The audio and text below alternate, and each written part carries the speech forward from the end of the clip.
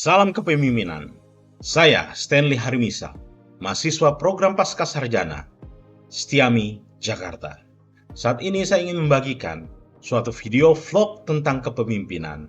Adapun judul yang ingin saya bawakan adalah tujuan bernegara serta kejujuran dan integritas seorang pemimpin. Di dalam pembukaan Undang-Undang Dasar 1445, terdapat 4 tujuan negara. Yang pertama, melindungi segenap bangsa dan seluruh tumpah darah Indonesia. Yang kedua, memajukan kesejahteraan umum. Yang ketiga, mencerdaskan kehidupan bangsa. Dan yang keempat adalah ikut melaksanakan ketertiban dunia yang berdasar perdamaian abadi dan keadilan sosial.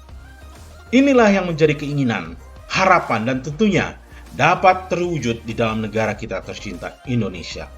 Akan tetapi yang menjadi pertanyaannya, apakah saat ini tujuan negara tersebut sudah terwujud? Melalui video ini, saya ingin mengajak kita semua untuk dapat memberikan kontribusi, pemikiran, dan juga tindakan yang dapat membawa perubahan demi terwujudnya tujuan negara sesuai dengan pembukaan Undang-Undang Dasar 1945. Integritas adalah mutu, sifat, dan keadaan yang menggambarkan kesatuan yang utuh, sehingga memiliki potensi dan kemampuan memancarkan kewibawaan dan kejujuran. Banyak sekali pengertian integritas yang diuraikan oleh banyak pihak, tetapi yang mau saya garis bawahi di sini adalah kejujuran. Kejujuran ini adalah aspek karakter dan moral yang dimiliki oleh manusia yang berbudi luhur. Kesesuaian antara perkataan dan tindakan. Kejujuran adalah berkah, kebohongan itu musibah. Seorang pemimpin yang jujur tidak hanya membawa dirinya sendiri pada kebaikan, tetapi juga membawa pengikutnya yang kelak akan dipimpinnya pada kebaikan juga. Pemimpin yang jujur, yaitu menjaga janji dan menunaikan amanatnya. Ini menyiratkan keterbukaan yang disambut baik oleh pengikutnya.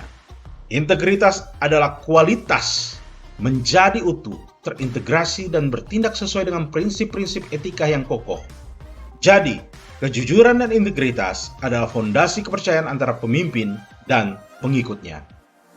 Di sini kita akan melihat arti daripada integritas, di mana integritas ini akan kita jabarkan dengan slide-slide berikutnya. Sehingga integritas itu adalah irisan daripada pikiran dan perkataan. Begitu juga beririsan dengan apa yang dirasakan dan dipercayai, dan beririskan dengan perbuatan. Sehingga integritas adalah keadaan di mana apa yang kau pikirkan dan apa yang kau katakan itu sesuai dengan apa yang kau rasakan dan engkau percayai, dan juga akan yang engkau lakukan. Integritas juga memiliki definisi. Integritas adalah mutu, sifat, atau keadaan yang menunjukkan kesatuan yang utuh, sehingga memiliki potensi dan kemampuan yang memancarkan kewibawaan, kejujuran. Unsur yang ada di dalam integritas adalah simplicity, honest, fair, strong moral, principle, complete, wholeness, undivided, ketulusan hati, kejujuran, keutuhan. Kemudian tentang kejujuran. Tidak ada manusia yang dilahirkan jujur. Jujur itu dibentuk bukan sebuah pilihan, melainkan hasil dari membiasakan diri. Bila Anda terbiasa berbohong, maka sekalipun ada pilihan untuk jujur, maka Anda akan tetap lebih memilih untuk berbohong. Muhammad Hatta mengatakan, kurang cerdas dapat diperbaiki dengan belajar. Kurang cakap dapat dihilangkan dengan pengalaman. Namun tidak jujur itu sulit diperbaiki. Indonesia lahir dan tumbuh di tangan pemimpin-pemimpin yang rela hidup dalam ketidaknyamanan untuk kebaikan lebih banyak orang. Kita rindu sosok Pak Syafruddin, Menteri Keuangan era Bung Karno yang tak mampu membeli popok untuk anaknya. Kita rindu sosok Muhammad Natsir, Perdana Menteri kelima Indonesia yang menggunakan jas tambal dan mengayuh sepeda ontel ke rumah kontrakannya. Kita rindu sosok Muhammad Hatta yang tak mampu membeli sepatu impian hingga akhir hayatnya. Kita rindu sosok Abdul Rahman Baswedan yang harus meminjam telepon tetangganya. Kita rindu sosok Jenderal Hugeng yang tak menempati rumah dinasnya di Jalan Patimura, Jakarta Selatan dan memilih tinggal di rumah sederhana di Jalan Madura, Jakarta Pusat. Kita rindu sosok Kiai Haji Agus Salim yang hidup dengan istri dan 8 orang anaknya dalam rumah kecil dengan 1 kamar dan berjualan minyak tanah eceran untuk memenuhi kebutuhan hidup keluarganya. Mereka mengajarkan kepada generasi kita untuk hidup dalam kesederhanaan. Mereka mengajarkan kepada generasi kita bahwa jalan kepemimpinan adalah jalan penderitaan. Memimpin adalah menderita. Korupsi. Di Indonesia, korupsi semakin sulit dibendung. Menurut Mahfud MD, yang ditakuti koruptor bukanlah penjara, namun kemiskinan. Demokrasi yang berjalan dengan baik, maka korupsi bisa dieliminir dan diperlukan sinergi seluruh penegak hukum.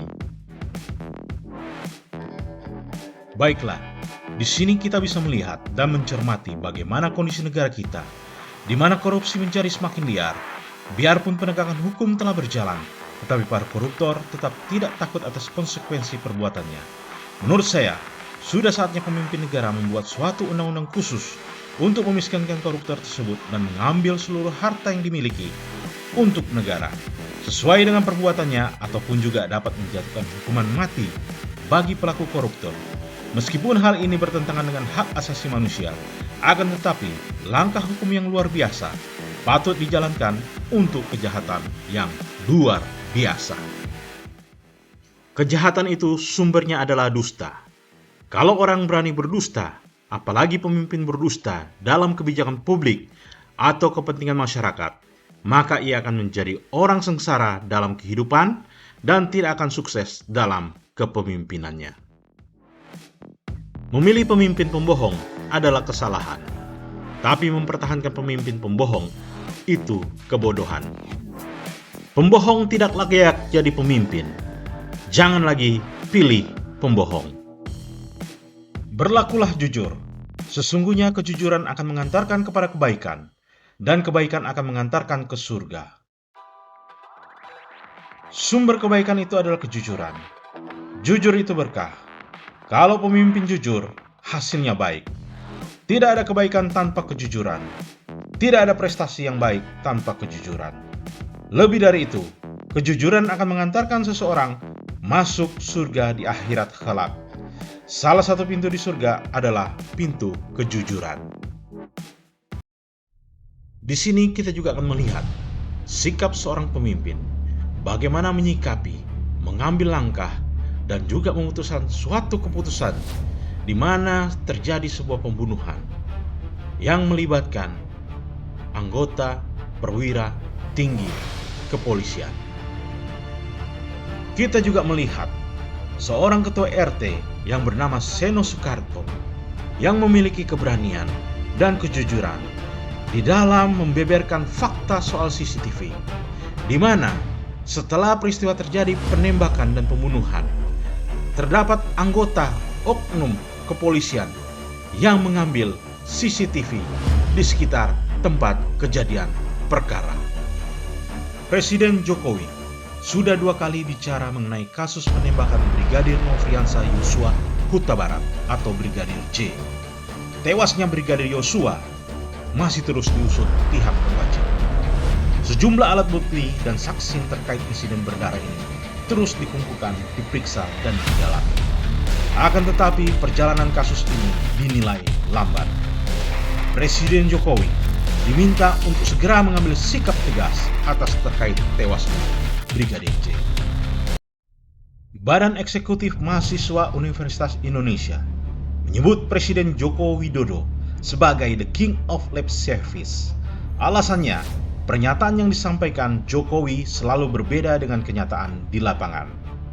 King of Lip Service itu subjektif BEM UI yang didasarkan pada penilaian kinerja pemerintah. Meski dalam banyak hal substansinya debatable, tapi istilah King of Lip Service jauh lebih viral, menarik perhatian publik. Terkesan pemerintah tukang obral janji. Banyak yang merespon positif unggahan BEM UI yang mengkritik Presiden Jokowi dengan sebutan The King of Lip Service atau Raja Pembual. Sepertinya ada nafas kehidupan mahasiswa lagi setelah berlama-lama menunggu sikap, aksi, dan gerakan mahasiswa. Akankah BEM UI memulai? Meski mendapat panggilan dari pimpinan universitas atas kritik tersebut, namun dukungan mengalir. Bahkan fenomena pemanggilan itu telah menjadi isu politik matinya demokrasi di kampus. Sikap berani anak-anak UI untuk menghadapi resiko internal kampusnya akan menjadi kekuatan moral bagi sikap kritis pergerakan mahasiswa lainnya ke depan. Dosen UI, Ade Armando menohok Ketua BEM, Leon Alvinda Putra dengan mengaitkan sebagai kader HMI. Pernyataan Ande tendensius dan tidak relevan, ngomel soal kritik BEM, dan menuduh mahasiswa masuk UI dengan menyogok. Ngawur dan panik begitu cuitannya, menyatakan dangkal pada BEM UI, padahal Ade Armando sendiri yang bercuit-cuit dengan bahasa yang super dangkal. BEM UI mengkritik Jokowi sebagai pembual yang bikin rakyat mual. Postingannya, Jokowi kerap kali mengobrol janji manisnya, tetapi realitanya seringkali juga tak selaras. Katanya begini, faktanya begitu. Mulai dari rindu di demo, revisi Undang-Undang ITE, penguatan KPK, dan rentetan janji lainnya. Postingan disertai meme Jokowi mengenakan mahkota di singgasana bagai seorang raja, berhenti membual, rakyat sudah mual. Netizen di samping banyak mengapresiasi, juga mengomentari agar BEM UI segera turun ke jalan. Jangan hanya berani di medsos. Zaman gue kuliah, tiap minggu ada demonya. Anak-anak BEM UI, entah di bundaran UI, stasiun UI, atau Balairung. Zaman sekarang, kayaknya enteng amat BEM UI. Turun ke jalan lah. Jangan cuma lip service di medsos. Apakah keempat tujuan negara saat ini sudah terwujud? Menurut saya belum. Karena tidak semua masyarakat telah mendapatkan keadilan, kesejahteraan. Bahkan carut-marut kepemimpinan nasional masih membawa Indonesia sebagai negara yang memiliki tingkat korupsi yang tinggi. Pemimpin memberikan keteladanan sesuai dengan perkataan dan perbuatan. Pemimpin tidak perlu mengulangi setiap arahan dan instruksi. Ketegasan sangat diperlukan. Memimpin dengan kejujuran adalah hal yang mutlak. Integritas dan karakter seorang pemimpin yang baik akan membawa ke dalam perubahan yang besar. Kepemimpinan di dalam bernegara memiliki tanggung jawab yang besar, tidak hanya di dunia ini, tetapi di akhirat kelak. Saya dan saudara tentunya sangat merindukan, memimpikan, dan mengharapkan terwujudnya tujuan bernegara sesuai dengan Undang-Undang Dasar 1945, serta pemimpin yang berintegritas, memiliki kejujuran, kesederhanaan, dan ketegasan. Terima kasih sudah menonton video ini. Mohon dapat memberikan like, subscribe, dan komentar yang membangun, serta kritik yang membangun untuk mengawal jalannya kepemimpinan di negara kita tercinta, Indonesia.